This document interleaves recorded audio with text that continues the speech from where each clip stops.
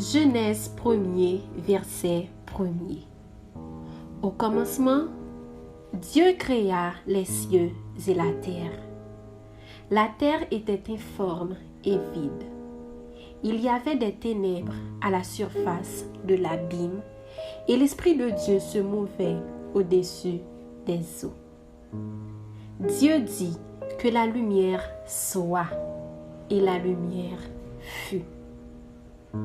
Dieu vit que la lumière était bonne et Dieu sépara la lumière d'avec les ténèbres. Dieu appela la lumière jour et il appela les ténèbres nuit. Ainsi, il y eut un soir et il y eut un matin. Ce fut le premier jour. Dieu dit qu'il y ait une étendue entre les eaux et qu'elle sépare les eaux d'avec les eaux. Et Dieu fit l'étendue et il sépara les eaux qui sont au-dessous de l'étendue d'avec les eaux qui sont au-dessus de l'étendue. Et cela fut ainsi. Dieu appela l'étendue ciel. Ainsi, il y eut un soir et il y eut un matin. Ce fut le second jour. Dieu dit que les eaux qui sont au-dessous du ciel se rassemblent en un seul lieu et que le sec paraisse. Et cela fut ainsi. Dieu appela le sec terre et il appela l'amas des eaux mer. Dieu vit que cela était bon. Puis Dieu dit que la terre produise de la verdure, de l'herbe portant de la semence, des arbres fruitiers donnant du fruit selon leur espèce, et ayant en eux leur semence sur la terre. Et cela fut ainsi. La terre produisit de la verdure, de l'herbe portant de la semence selon son espèce, et des arbres donnant du fruit et ayant en eux leur semence selon leur espèce. Dieu vit que cela était bon. Ainsi, il y eut un soir et il y eut un matin. Ce fut le troisième jour. Dieu dit qu'il y ait des luminaires dans l'étendue du ciel pour séparer le jour d'avec la nuit. Que ce soit des signes pour marquer les époques, les jours et les années. Et qu'ils servent de luminaires dans l'étendue du ciel pour éclairer la terre. Et cela fut ainsi. Dieu fit les deux grands luminaires, le plus grand luminaire pour présider au jour et le plus petit luminaire pour présider à la nuit. Il fit aussi les étoiles.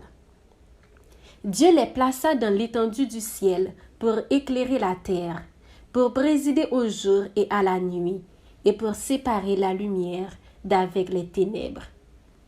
Dieu vit que cela était bon. Ainsi, il y eut un soir et il y eut un matin.